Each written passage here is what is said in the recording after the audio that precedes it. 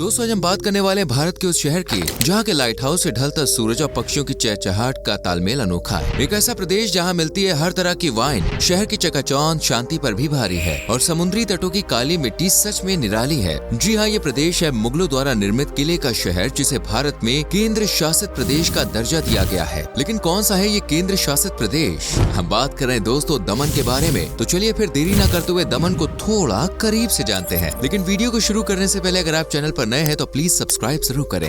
दोस्तों प्रकृति की अटखेलियाँ, चटाकेदार खाना हो या लस्सी और चाय, रेगिस्तान में ऊंट की सवारी हो या बर्फ में मस्ती के गोले, हर तरह की पसंद रखने वाले घुमक्कड़ों के लिए बेस्ट जगह है भारत। यहाँ पिंक सिटी जयपुर है तो माया नगरी मुंबई भी, शिमला की बर्फ हो या 400 से भी ज्यादा पुराना इतिहास समेटे दमन और दीव के समुद्री तट, हर जगह अपने आप में बेमिसाल है। भारत में कुल 8 केंद्र शासित प्रदेश हैं, जिनमें दिल वालों की Delhi, the city of beauty Chandigarh सहित अंडमान एंड निकोबार आइलैंड्स, पौंडुचेरी, जम्मू कश्मीर, लद्दाख, लक्षद्वीप और Dadra Nagar Haveli and Daman and Diu शामिल है। जी हाँ, दमन, जिसकी कम भीड़ भाड़ वाली सड़कों, चारों ओर फैली हरियाली, खूबसूरत समुद्री तट, कमाल की संस्कृति, कुछ कहते पक्षी और गजब के वेदर आपको दीवाना बना देंगे। दीव की तरह दमन भी दोस्तों अपने आप में एक खास शहर है, जहाँ घूमने से लेकर देखने तक, एडवेंचर से लेकर एंजॉयमेंट तक बस सब कुछ है। दोस्तों दमन एक शहर है जो दमन और दीव के भारतीय क्षेत्र की प्रशासनिक कैपिटल है। दमन जिला भी है और जिले में मौजूद ये शहर नगर पालिका परिषद भी। 72 स्क्वायर किलोमीटर के क्षेत्र में फैले इस शहर की कुल जनसंख्या है करीब 59,000। ये शहर गुजरात के सबसे नजदीक है और गुजरातियों के कल्चर रईसों को तो आप अच्छे से जानते ही है ना। इनके पास न दिमाग की कमी और न ही पैसों की। अपने पैसों को लुटाने का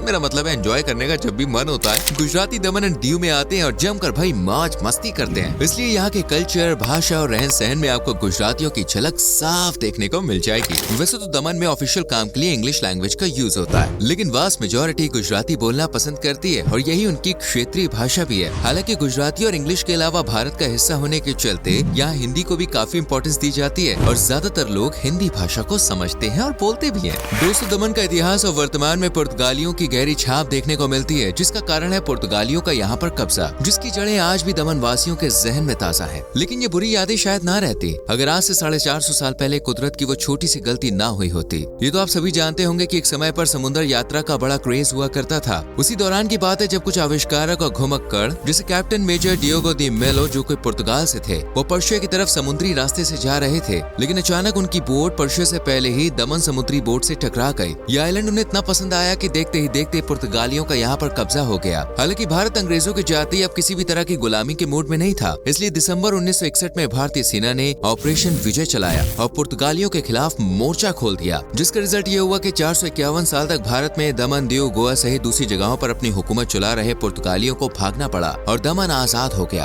आजादी के बाद 1987 में दमन और दीव को एक साथ केंद्र शासित प्रदेश का दर्जा दिया गया। वैसे कि आप जानते हैं दमन से होकर कौन कौन सी नदियां बहती हैं, तो आपको बता दें दमन जिले से मेनली 3 नदियां गुजरती हैं, जिनमें भगवान, कलेम और दमन गंगा नदी शामिल है। महाराष्ट्र के नासिक और सह्याद्री पहाड़ियों से निकलने वाली दमन गंगा दमन प्रदेश को 2 भागों में बांटती है, जिनमें से एक है नानी दमन और दूसरा है मोती दमन। मोती दमन एक ऐतिहासिक विरासत स्थल है जो कभी पुर्तगालियों के मुख्य जगह हुआ करती थी। यहाँ पर आप कई सारे बीचेस, मोती दमन फोर्ट और डोमिनिकन मोनेस्ट्री देख सकते हैं। आपको बता दें मोती दमन में 16वीं शताब्दी में मुगलों ने पैर पसारने के लिए मोती दमन किले का निर्माण करवाया था। ये किला आज भी वहाँ पे मौजूद है और आज नगर निगम के ज्यादातर सरकारी कामकाज किले के अंदर ही होते हैं, यानी प्रशासनिक सेवा में मुगलों का किला काम आ रहा है। नानी दमन हिस्सा मोती दमन से कुछ बड़ा है और बिजी भी है, क्योंकि ये एक व्यवसायिक केंद्र है जहाँ आप मुख्य रूप से होटल, रिजॉर्ट, मार्केट जैसी कई दूसरी चीजें देख पाएंगे। जब आप दमन में पहुँचेंगे तो यहाँ के लोग की मिली जुली संस्कृति को भी देखेंगे, जिसमें भारतीय कल्चर के साथ साथ पुर्तगालियों का कल्चर भी साफ झलकता है। दमन के लोग अपनी परंपराओं और त्योहार के लिए बड़े सीरियस होते हैं और फेस्टिवल्स को यहाँ बड़ी भव्यता के साथ मनाया जाता है। जैसे जनवरी में मकर संक्रांति की धूम जो हर किसी को पतंग और तिल के लड्डुओं के नशे में चूर कर देती है और यहीं से दमन में फेस्टिवल्स की शुरुआत भी होती है, जो दिसंबर तक सीधा क्रिसमस पर जाके खत्म होती है। इस बीच ये लोग नवरात्रि में गरबा नृत्य महोत्सव भी मनाते हैं, जो दमन का सबसे महत्वपूर्ण त्योहार है। और गरबा खेलने के लिए यहाँ दूर दूर से लोग भी आते हैं। गरबा खेलने के लिए इनके रंग बिरंगे कपड़ों और महिलाओं के आभूषण बोले तो गहने आपको दीवाना ही बना देंगे। फोक डांस फेस्टिवल यानी कि लोक नृत्य महोत्सव भी दमन का सबसे पसंदीदा उत्सव है, जिसमें बड़े छोटे हर उम्र के लोगों की भागीदारी रहती है और सभी एक दूसरे के साथ मिलकर एक उत्सव को मनाते हैं। श्री सोमनाथ महादेव टेम्पल में लगने वाला गंगा जी फेयर तो दमन की जान और शान है। इस दौरान दूर दूर से लोग यहाँ पे पहुँचते हैं और पूरा का पूरा दमन लोगों की भीड़ से रोशन हो उठता है। सुनसान गलियों में चहल पहल शुरू हो जाती है और बाजारों की रौनक दिवाली में जगमगाती रोशनी की तरह बढ़ जाती है। वैसे अगर आप फिशिंग यानी कि मछली पकड़ने के दीवाने हैं और एक्सपर्ट भी हैं, तो आपको दमन जरूर विजिट करना चाहिए, क्योंकि फिशिंग के मौसम की शुरुआत के रूप में निराली पूर्णिमा नाम का फेस्टिवल सेलिब्रेट किया जाता है। इस दौरान दमन के समुद्री तटों पर लोगों का जमावड़ा लग जाता है। फिर फेस्टिवल्स की बात हो रही तो आपको बता दें, मौज मस्ती से जगमग दमन में क्रिसमस, दिवाली, होली, ईद, रक्षाबंधन, नवरात्रि और इससे कई सारे दूसरे त्योहार बड़ी ही धूमधाम के संग सेलिब्रेट किए जाते हैं। इन मिले जुले त्योहारों के पीछे का रीजन है धर्म में विविधता।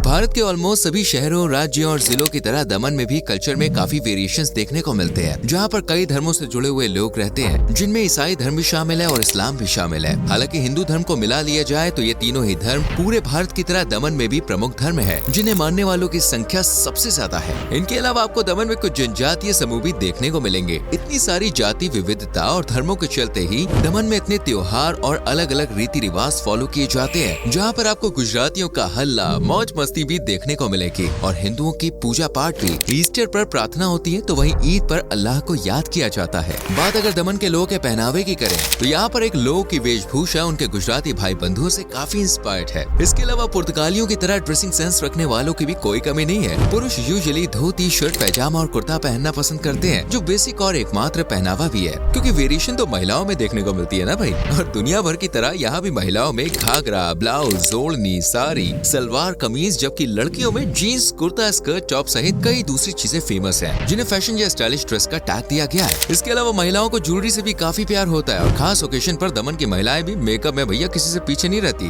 बात अगर लड़कों की करें तो वो जीन्स, शर्ट और टी शर्ट पर भरोसा करते हैं। वैसे दमन से जुड़ा सबसे अमेजिंग फैक्ट अगर हम आपको बताएं तो वो है Indian coast guard air station. जी हाँ दोस्तों, ये दमन में है और यहीं से स्टेशन का कामकाज किया जाता है। हवाई यातायात को कंट्रोल करने का जिम्मा भी इसी स्टेशन का है। साथ ही हवाई निगरानी भी यहीं रखी जाती है कि कहीं कोई दुश्मन हमारे देश में घुसने की कोशिश तो नहीं कर रहा है। दमन में घूमने के लिए आप सबसे पहले शहर में मौजूद ऐतिहासिक स्थलों का दौरा कर सकते हैं और फिर शॉपिंग के लिए शहरी बाजार की भाई सैर कर सकते हैं, जहाँ लोकल चीजों के संग संग पुर्तगाली कल्चर से जुड़ी हुई चीजों का मेला है। वही आस्था के हाथ जोड़कर श्री सोमनाथ मंदिर महादेव टेम्पल भी जा सकते हैं, जहाँ भगवान शिव का आशीर्वाद मिलता है और अत्यंत विशाल और अनोखी शिवलिंग के दर्शन भी। दोस्तों कुछ भी हो, दमन में बीचेस की भाई कोई कमी नहीं है, जहाँ पर आप बोटिंग, फिशिंग और राफ्टिंग सहित अन्य कई एडवेंचर्स का मजा ले सकते हैं। बीचेस की ठंडी हवा जब पानी के साथ मस्ती के मूड में मिलती है, ओए होए होए, तो पर्यटकों का दिन ही बन जाता है कसम से। गर्मी हो या सर्दी, समुद्र किनारे बैठकर जो ठंडी हवा आपके चेहरे को छुएगी ना, उसे महसूस करके आप कभी दमन को छोड़ने का मन ही नहीं होगा बॉस। जयपुर बीच पर अनोखी सुबह और काली मिट्टी देखने को मिलेगी और शांति का बॉस एक अलग ही एहसास भी होगा। वही देवका बीच की तरफ कदम जाए तो रोकिएगा नहीं, क्योंकि हर साल हजारों पर्यटकों को अट्रैक्ट करने वाला ये बीच छुट्टियों में पार्टी करने के लिए परफेक्ट डेस्टिनेशन है। सुबह सूरज उगने के वक्त या शाम को सूरज ढलते वक्त पक्षियों की चहचहाहट दोनों ही लाइट हाउस से अनोखा व्यू आपको देती है। इसलिए लाइट हाउस से नजारों को कैमरों और अपनी प्यारी प्यारी आंखों में कैद करना